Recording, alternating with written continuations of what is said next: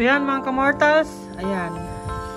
Ganito ang magiging itsura niya ng mga tube ng Ventosa.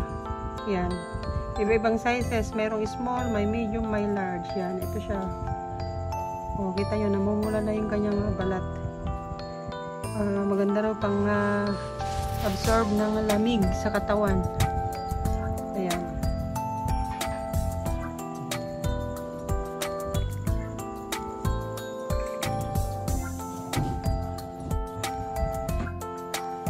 So yan mga kamortals, nagpalagay din si nanay sa kanyang braso kasi masakit daw yung braso niya. Ayan. Oh.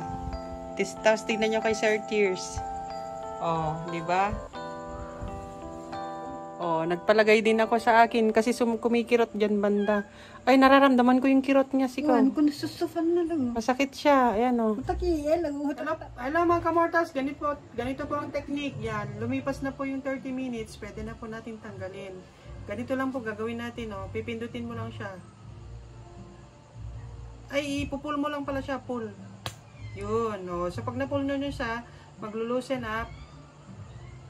Yan. Namagailandanom na. Oh. Tapos, lalagyan natin ng oil dito sa bandang to. Ngamin na, entero. Oh, ganun din gagawin mo. Pupul mo lang siya. Tapos, pull. Maglo-loosen na siya. Pull.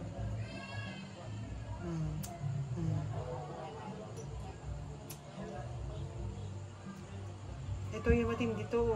Manikin na, bilay ka malaka.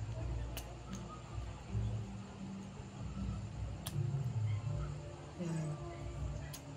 Tapos, ang gagawin natin ngayon, lalagyan natin ng oil. Kasi, ito yung natanggalan ng lamig. So, para hindi na bumalik yung lamig,